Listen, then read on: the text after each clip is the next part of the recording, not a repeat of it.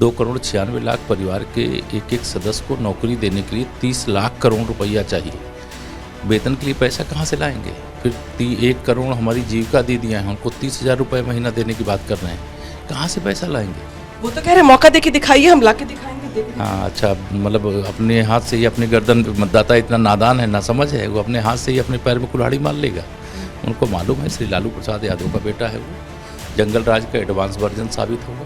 मानसिकता समझिए जरा, श्री लालू प्रसाद यादव इंड कंपनी जो जंगल राज का बिहार के अंदर स्वरूप देखने को मिला था श्री लालू यादव जी की सरकार के समय, उसमें शहाबुद्दीन नाम का इंटरनेशनल माफिया कहिए, अपराधी कहिए, आतंकवादी कहिए हुआ था। ये उसी का बेटा है उस्मा, और उसको रजत ने अपना प्रत्याशी बनाया है। कांग्रेस उसका समर्थन कर रही है, और अगर ये समर्थन करके वहाँ लड़ा रहे हैं और श्री अखिलेश यादव प्रचार करने जा रहे हैं, तो दोनों का चरित्र उजागर हो गया है। ये मुस्लिम तुष्टीकरण की राजनीति छोड़ नहीं सकते। श्री अखिलेश यादव जब मुख्यमंत्री थे तो उन्होंने आतंकवादियों तक के मुकदमे वापस लिए, बाद में तो अखिलेश की साइकिल जो है वो सोच रही है कि लालटेन के साथ मिल करके बिहार में सरकार बना ले, यादव मुस्लिम गठजोड़ के साथ। अखिलेश यादव मान न मान में तेरा मेहमान, मैं कह रहा था बेगानी शादी में अब्दुल्ला दीवाना।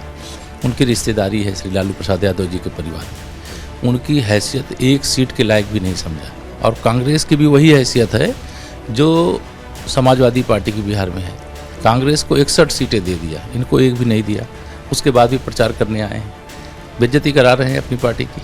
यहाँ पे राहुल गांधी को लेके बोला, लेकिन वो तो मछली पकड़ रहे हैं, यहाँ पे डुबकी लगा रहे हैं मल्लाहों के साथ, वोट बैंक को मजबूत कर रहे हैं, और उनके अलग अलग प्रचार की तस्वीरें सामने आ रही हैं। देखिए राहुल गांधी जी नौटंकी करते रहते हैं। मैंने कहा कि चाहे वो तालाब में कूद जाएँ, चाहे कुआं में कूद जाएँ, चाहे खेत में जाएँ, चाहे खलियान में जाएँ, चाहे कुली बनने का नाटक करें, चाहे मैकेनिक बनने का नाटक करें, चाहे जलेबी बनाएं, लेकिन जनता जानती है कि यह सब नौटंकी है। चांदी का चम्मच लेकर पैदा होने वाले, गरीबों का दर्द नहीं जानने वाले, बिहार को गहराई से नहीं समझने वाले लोग हैं। अलग जिलों में जा रहे हैं, कुल कितनी सीटें मान के चल रही हैं आप लोग का जो अपना ऑब्जर्वेशन है बिहार चुनाव? हम लोगों को ऐसा लगता है कि बिहार के अंदर ऐतिहासिक रिजल्ट आएगा, बहुत बड़ा बहुमत मिलेगा, और जिस प्रकार से लोगों ने मन बनाया हुआ है उससे विपक्षी खेमे में खलबलाहट है, बौखलाहट है। उनको लग रहा था कि सत्ता तो अब उनकी मतलब थाली में सजा करके रख दी गई है, बस उनको प्राप्त करने का काम करना है। लेकिन बिहार में एक बड़ा उत्साह देखने को मिला है, बड़ा चेंज देखने को मिला है, और लोग किसी भी कीमत पर श्री नीतीश कुमार जी को फिर एक बार बिहार का मुख्यमंत्री बनाना चाहते हैं। माननीय नरेंद्र मोदी जी और श्री नीतीश कुमार जी बिहार की जनता के लिए भरोसा है। महागठबंधन श्री तेजस्वी यादव, श्री लालू यादव, इंड कंपनी, ये धोखा है। बिहार चुनाव के फर्स्ट फेज की वोटिंग के लिए महज 2 दिनों का वक्त बचा है, लेकिन उसके पहले पॉलिटिकल पार्टीज की ओर से धुआंधार प्रचार लगातार जारी है। बहुत सारे मुद्दे ऐसे हैं, बहुत सारी घोषणाएं ऐसी हैं जिसके जरिए वोटरों को अपने पाले में करने का प्रयास किया जा रहा है। और इसी बीच हमारे साथ बात करने के लिए मौजूद है उत्तर प्रदेश के डिप्टी सीएम और बिहार चुनाव में सह प्रभारी केशव प्रसाद मौर्य जी। सर, स्वागत है आपका रिपब्लिक भारत पर।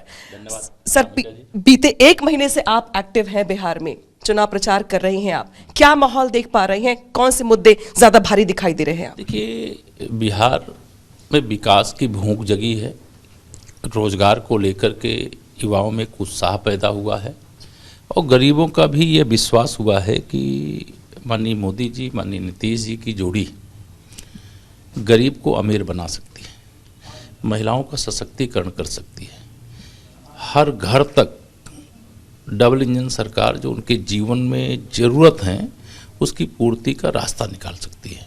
बाकी तो भ्रष्टाचारी हैं, गुंडे हैं, अपराधी हैं, जंगल राज वाले हैं, उनके प्रति बिहार के लोगों के मन में कोई सद्भाव नहीं है। डर के मारे आज भी उनके, चूँकि अपराधी उनकी तरफ रहते हैं, चुनाव के समय बिल से निकल आते हैं। अब 14 नवंबर को रिजल्ट आ जाएगा, फिर जो अपराधी, गुंडे, माफिया होंगे फिर भागेंगे बिहार छोड़ करके। लेकिन अभी यह माहौल है कि 6 तारीख को पहले चरण का मतदान, फिर 11 तारीख को दूसरे चरण का मतदान जो होने वाला है, जिसका हम लोग आकलन कर रहे हैं 1 महीने 1.5 महीने से यहाँ पर। उसमें जो एनडीए है बहुत आगे है, और जो महागठबंधन है राष्ट्रीय जनता दल और कांग्रेस की बहुत पीछे। तेजस्वी यादव ने इस बार जो घोषणा पत्र जारी किया है बड़ा अट्रैक्टिव सा है। वो हर परिवार को एक नौकरी, महिलाओं के खाते में पैसे, भूमिहीन जमीनों को भूमि, और बहुत सारी बातें उनकी ओर से कही गई हैं। लग रहा है कि ये बहुत ये शुद्ध रूप से फ्रॉडगिरी है। कोई बिहार के हर परिवार को नौकरी देने की बात कर रहे हैं। 2,96,00,000 परिवार हैं बिहार के अंदर। 2,96,00,000 परिवार के एक एक सदस्य को नौकरी देने के लिए 30 लाख करोड़ रुपया चाहिए। वेतन के लिए पैसा कहाँ से लाएंगे? फिर 1 करोड़ हमारी जीविका दीदियाँ हैं, उनको 30,000 रुपये महीना देने की बात कर रहे हैं। कहाँ से पैसा लाएंगे? वो तो कह रहे हैं मौका देके दिखाइए, हम लाके दिखाएंगे, देके दिखाएंगे। हाँ, अच्छा, मतलब अपने हाथ से ही अपने गर्दन पे, मतदाता इतना नादान है, ना समझ है, वो अपने हाथ से ही अपने पैर में कुल्हाड़ी मार लेगा। उनको मालूम है श्री लालू प्रसाद यादव का बेटा है, वो जंगल राज का एडवांस वर्जन साबित होगा और वो बिहार का भला कर नहीं सकते, वो परिवार का भला कर सकते हैं। और नीतीश कुमार जी परिवार से आगे बढ़ करके बिहार के लिए काम करते हैं और बिहार को पीछे छोड़ करके श्री तेजस्वी यादव और श्री लालू यादव जी अपने परिवार के लिए काम करते हैं। अच्छा, इस बीच अखिलेश यादव भी काफी एक्टिव है, आप भी बिहार में एक्टिव हैं, अखिलेश यादव भी बिहार में काफी एक्टिव है, चुनाव प्रचार कर रहे हैं। वो तो शहाबुद्दीन के बेटे उसामा के लिए भी प्रचार करने के लिए पहुंचे हुए हैं। आपके कुछ बयान बिहार के चुनाव में काफी चर्चा में बने हुए हैं। उसामा बिन लादेन आपने बोला, अखिलेश यादव की साइकिल को पंचर आपने बोला। ये सब जो ला रहे हैं आप, ये बिहार चुनाव, ये मानसिकता समझिए जरा। श्री लालू प्रसाद यादव इंड कंपनी, जो जंगल राज का बिहार के अंदर स्वरूप देखने को मिला था श्री लालू यादव जी की सरकार के समय, उसमें शहाबुद्दीन नाम का इंटरनेशनल माफिया कहिए, अपराधी कहिए, आतंकवादी कहिए, हुआ था। ये उसी का बेटा है उस्मा, और उसको रजत ने अपना प्रत्याशी बनाया है। कांग्रेस उसका समर्थन कर रही है और अगर ये समर्थन करके वहाँ लड़ा रहे हैं और श्री अखिलेश यादव प्रचार करने जा रहे हैं तो दोनों का चरित्र उजागर हो गया है। ये मुस्लिम तुष्टीकरण की राजनीति छोड़ नहीं सकते। श्री अखिलेश यादव जब मुख्यमंत्री थे तो उन्होंने आतंकवादियों तक के मुकदमे वापस लिए, बाद में तो माननीय उच्च न्यायालय ने उनके इस वापसी को नकार दिया और फिर उनके खिलाफ मुकदमा चला। किसी को आजीवन कारावास, किसी को फांसी की सज़ा तक हुई है। और वही श्री तेजस्वी यादव करना चाहते हैं। वो बताना चाहते हैं कि हम आएंगे तो अपहरण, फिर उद्योग बनेगा, बम कट्टा लगाने की अवैध फैक्ट्रियाँ लगेंगी, उद्योग जो भी चलना शुरू हुए हैं, जो विकास होना शुरू हुआ है, रुक जाएगा। ये ट्रेलर दिखा रहे हैं। ये तो भ्रष्ट परिवार के लोग हैं। एक परिवारवाद के खिलाफ विकासवाद की लड़ाई है। अखिलेश की साइकिल जो है वो सोच रही है कि लालटेन के साथ मिल करके बिहार में सरकार बना ले, यादव मुस्लिम गठजोड़ के साथ। अखिलेश यादव, मान न मान मैं तेरा मेहमान। मैं कह रहा था बेगानी शादी में अब्दुल्ला दीवाना। उनकी रिश्तेदारी है श्री लालू प्रसाद यादव जी के परिवार में। उनकी हैसियत एक सीट के लायक भी नहीं समझा। और कांग्रेस की भी वही हैसियत है जो समाजवादी पार्टी की बिहार में है। कांग्रेस को 61 सीटें दे दिया, इनको एक भी नहीं दिया। उसके बाद भी प्रचार करने आए हैं, बेइज्जती करा रहे हैं अपनी पार्टी की। यहाँ पे राहुल गांधी को लेके बोला, लेकिन वो तो मछली पकड़ रहे हैं, यहाँ पे डुबकी लगा रहे हैं मल्लाहों के साथ, वोट बैंक को मजबूत कर रहे हैं और उनके अलग अलग प्रचार की तस्वीरें सामने आ रही हैं। देखिए, श्री राहुल गांधी जी नौटंकी करते रहते हैं। मैंने कहा कि चाहे वो तालाब में कूद जाएं, चाहे कुआं में कूद जाएं, चाहे खेत में जाएं, चाहे खलियान में जाएं, चाहे कुली बनने का नाटक करें, चाहे मैकेनिक बनने का नाटक करें, चाहे जलेबी बनाएं, लेकिन जनता जानती है कि यह सब नौटंकी है। चांदी का चम्मच लेकर पैदा होने वाले, गरीबों का दर्द नहीं जानने वाले, बिहार को गहराई से नहीं समझने वाले लोग हैं। यह सत्ता प्राप्त करने के लिए जैसे पानी के बिना मछली तड़प रही है ना, वही तड़पन के कारण पानी में कूद पड़े हैं कि इनको सत्ता तो मिलने वाली नहीं है, तड़प रहे हैं मछली की तरह। तो जो हाल श्री राहुल गांधी का है वही श्री अखिलेश यादव का है, वही श्री तेजस्वी यादव का है। तो तीनों को सत्ता मिलनी नहीं है और सत्ता के बिना, पानी के बिना जैसे मछली तड़प रही है उस तरह तड़पते हैं। इसलिए तालाब में कहीं कोई कूदता है, कहीं खेत में जाता है, कहीं खलियान में जाता है। जीवन जिसने जिया है, जो गरीबों के दर्द को समझा, जिसने उसका निवारण किया, 10 साल, मतलब श्री राहुल गांधी, श्रीमती प्रियंका वाड्रा, श्रीमती सोनिया गांधी के इशारे पर डॉक्टर मनमोहन सिंह जी की केंद्र में सरकार चली है। बर्बाद कर दिया देश को इन लोगों ने। कोई विकास नहीं किया, कोई गरीब कल्याण नहीं किया, भ्रष्टाचार को ही बढ़ावा देने का काम किया। 1 रुपया में से 85 पैसा इनकी तिजोरी में जाना चाहिए, इनके कार्यकर्ताओं नेताओं की तिजोरी में जाना चाहिए। लेकिन माननीय प्रधानमंत्री मोदी जी ने ऐसा जनधन के, प्रधानमंत्री जनधन योजना से खाते खोले कि कोई भी योजना, चाहे भारत सरकार की हो, चाहे राज्य सरकार की हो, उसका पैसा डीबीटी के माध्यम से भेजने की एक जो व्यवस्था हुई है, जिससे भ्रष्टाचार खत्म हुआ है। जो भ्रष्टाचारी हैं इस समय उनको लगता है कि नरेंद्र मोदी जी भ्रष्टाचार नहीं करने दे रहे हैं, नीतीश कुमार जी भ्रष्टाचार नहीं करने दे रहे हैं। नीतीश कुमार का आपने नाम लिया, एक तरीके से एक माइंडसेट करने का प्रयास किया जा रहा है आरजेडी की ओर से कि नीतीश कुमार सिर्फ चुनाव तक हैं, बाद में उनको किनारे कर दिया जाएगा, नीतीश कुमार मुख्यमंत्री नहीं बनेंगे। ये मुद्दा विहीन लोग हैं। श्री नीतीश कुमार जी जैसा आदर्श मुख्यमंत्री बिहार के भाग्य से मिला हुआ है और नीतीश कुमार जी के प्रति बिहार के लोगों में बहुत आदर है, बहुत सम्मान है और उन्होंने जो बिहार के लिए किया है बिहार उसको ना भूला है ना भूलेगा। और 14 नवंबर को रिजल्ट आएगा, उसके बाद मुख्यमंत्री पद की शपथ श्री नीतीश कुमार जी ही लेंगे। मुख्यमंत्री के पद पर नीतीश कुमार जी थे, हैं और 14 नवंबर के बाद भी रहेंगे। ये एनडीए का खुला ऐलान है, सभी दलों का ऐलान है, हमारे नेताओं ने स्पष्ट तौर से बोला है। जदयू को बोलने की ज़रूरत नहीं है, बाकी जो हमारे 3 सहयोगी दल हैं वह भी लगातार बोल रहे हैं कि नीतीश जी हमारे नेता हैं, नीतीश जी के नेतृत्व में हम चुनाव लड़ रहे हैं। 14 तारीख को मतगणना के बाद विधायक दल का नेता चुन करके फिर से नीतीश जी ही मुख्यमंत्री पद की शपथ लेंगे। आप अलग अलग जिलों में जा रहे हैं, कुल कितनी सीटें मान के चल रहे हैं आप लोग का जो अपना ऑब्जर्वेशन है बिहार चुनाव? हम लोगों को ऐसा लगता है कि बिहार के अंदर ऐतिहासिक रिजल्ट आएगा, बहुत बड़ा बहुमत मिलेगा और जिस प्रकार से लोगों ने मन बनाया हुआ है उससे विपक्षी खेमे में खलबलाहट है, बौखलाहट है। उनको लग रहा था कि सत्ता तो अब उनकी मतलब थाली में सजा करके रख दी गई है, बस उनको प्राप्त करने का काम करना है। लेकिन बिहार में एक बड़ा उत्साह देखने को मिला है, बड़ा चेंज देखने को मिला है और लोग किसी भी कीमत पर श्री नीतीश कुमार जी को फिर एक बार बिहार का मुख्यमंत्री बनाना चाहते हैं। माननीय नरेंद्र मोदी जी और श्री नीतीश कुमार जी बिहार की जनता के लिए भरोसा हैं। महागठबंधन श्री तेजस्वी यादव, श्री लालू यादव, इंड कंपनी ये धोखा है। इस बीच एक बड़ी घटना हो गई मोकामा में, आपको भी जानकारी होगी उसको लेकर के। हालांकि कार्रवाई तो कर दी गई है, अनंत सिंह जेल भेज दिए गए हैं, लेकिन इसको अब विपक्ष मुद्दा बना रहा है कि आप कौन से जंगल राज की याद दिलाते हैं। जंगल राज तो ये है जहां पे प्रत्याशी चुनाव प्रचार के लिए निकलता है, गोली मार के हत्या हो जाती है। देखिए, श्री नीतीश कुमार जी के शासन में यही तो एक विशेषता है। जनता दल यू के प्रत्याशी होते हुए भी उनकी गिरफ्तारी में देरी नहीं हुई। न्याय होता है, पक्षपात नहीं होता है। और अगर श्री लालू प्रसाद यादव जी की सरकार होती या श्री तेजस्वी यादव जी की सरकार होती तो हत्यारे मुख्यमंत्री आवास पे होते, उनको पुलिस छूने की जगह डर करके उन्हें भागती। और यही बिहार के अंदर होता रहा है। बिहार में खुलेआम गुंडे, अपराधी, माफिया, हत्यारे बिहार की सड़कों पर AK-47 लेकर घूमते थे। जाति नरसंहार यहाँ पर होते थे। सड़क के नाम पर सिर्फ गड्ढे थे, बिजली के नाम पे केवल तारें और खंभे थे। लेकिन आज सब कुछ बदला है। आज रेल का नेटवर्क है, सड़क का नेटवर्क है, आज हवाई नेटवर्क है और गांव-गांव तक पहुंचा है।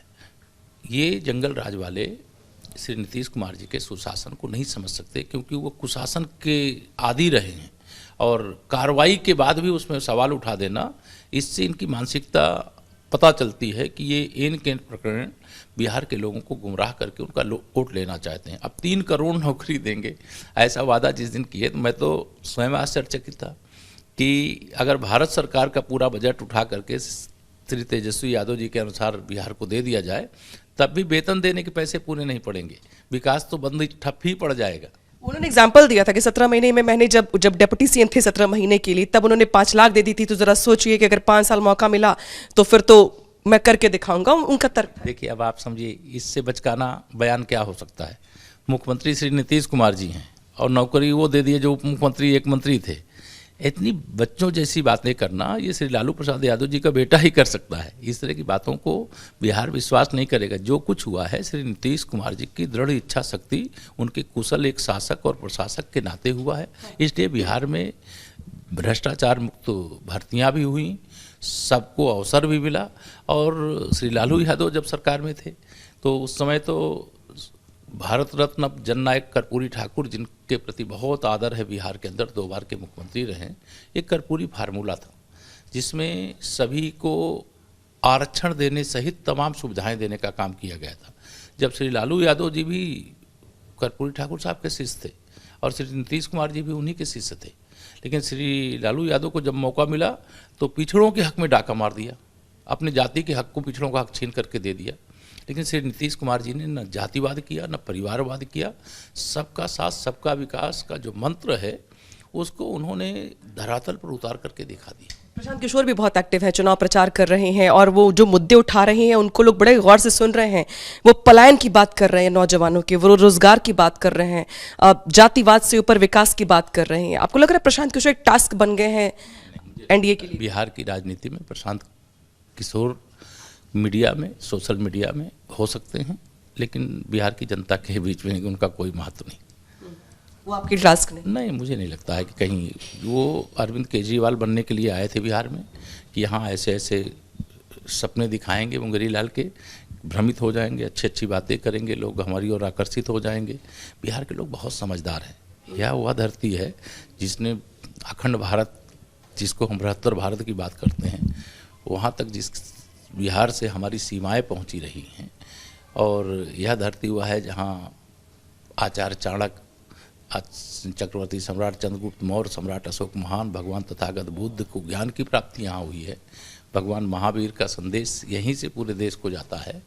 यह तो मतलब इस धरती के बारे में जितना कहा जाएगा वो कम होगा। और वहाँ पर आकर के श्री प्रशांत किशोर जी सोच रहे हैं कि हम ऐसा सिगुफा छोड़ देंगे, जादू मार देंगे कि लोग उनके पीछे आ जाएंगे। नहीं आ सकते। बड़ी वायरल हो रही है लेकिन सोशल मीडिया पे नौजवान उनको ज्यादा पलायन की ना, मीडिया और सोशल मीडिया में वो हैं, लेकिन बिहार के जनमानस के बीच में उनका कोई महत्व नहीं।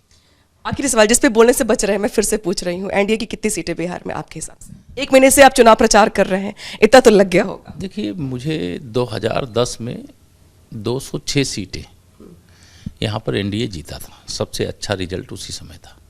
और जैसा माहौल यहाँ बिहार के लोग बता रहे हैं 2010 में था, वैसा ही माहौल 2025 में। और हम लोग 160 से और 210 तक सीटें जीत सकते हैं अगर थोड़ा। 160 से 210 तक, बड़ा लंबा मार्जिन ले लिया आपने। लिया मैंने कि माहौल जैसा है उसमें 160 से कम हो नहीं सकते हैं। आगे कहाँ तक बढ़ जाएंगे कोई उसकी सीमा नहीं है, क्योंकि ये जंगल राज वालों के बारे में जो प्रचार करने का काम हमारी पार्टी ने किया है, हमारे माननीय प्रधानमंत्री श्री नरेंद्र मोदी जी की सभाएं हुई हैं, उनका रोड शो हुआ है, माननीय गृह मंत्री जी के बहुत सारे कार्यक्रम हुए हैं, माननीय राष्ट्रीय अध्यक्ष जी के बहुत सारे कार्यक्रम हुए हैं, हमारे राज्यों के माननीय मुख्यमंत्रीगण आए हुए हैं, उनके बहुत सारे कार्यक्रम हुए हैं। तो हम लोगों ने अपनी बात, और उसके पहले हमारे लोकसभा प्रभारी, विधानसभा प्रभारी पहले से यहाँ 2 महीने से तैनात हैं, और बूथ मैनेजमेंट का काम भी हमारा बहुत व्यवस्थित ढंग से नीचे तक खड़ा है। इनका ज़मीनी स्तर पे ये जो महागठबंधन के लोग हैं, इनका कुछ नहीं है।